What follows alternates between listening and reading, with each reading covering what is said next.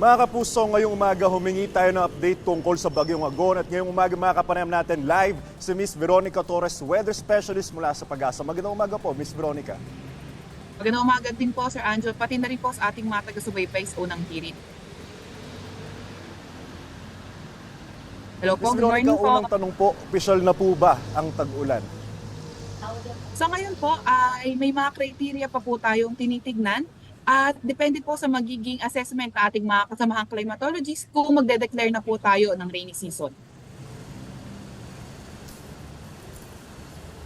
Sa inyong monitoring po, alam niyo po ba kung gaano karami ang binagsak na ulan dito sa Metro Manila, pati na rin po sa ibang lugar nitong Bagyong Agon? Opo, base po sa ating monitoring, kung titingnan po natin yung data natin ng May 24, 8 a.m. to May 25, 8 a.m., umabot po tayo ng around 70.6 millimeters of rain sa Metro Manila. And then, yung latest po natin na rainfall, titingnan pa rin po natin kasi yung data lalabas mga after 8 a.m. po. And then, yung ibang parts din po ng Quezon umabot ng more than 200 millimeters of rain, yung binagsak po na ulan po sa area nila. Then, sa mga other areas na Karatig, like yung sa mga Calabarzon area. So nagkaroon tayo ng mga katamtaman hanggang sa mga malalakas sa pag-ulan and may mga heavy rainfall warning din tayo na nailabas po. Miss Veronica, 9 na beses na po naglandfall itong si Bagyong Agon. Bakit hindi po tila humihina itong Bagyong Agon? Tsaka ano po yung susunod na inaasahan natin na galaw niya at kung may magla-landfall pa po ba?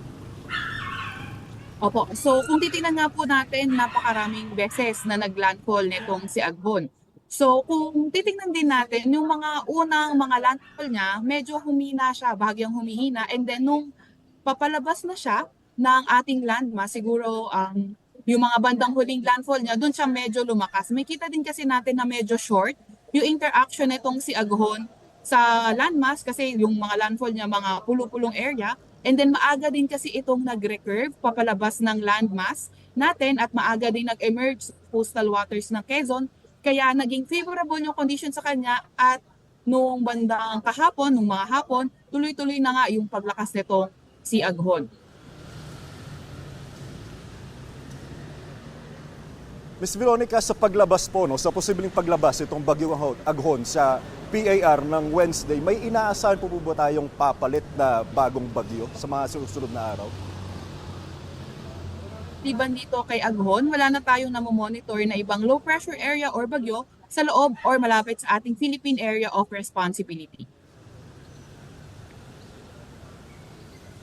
Maraming salamat po, Miss Veronica Torres, Weather Specialist mula sa Pag-asa.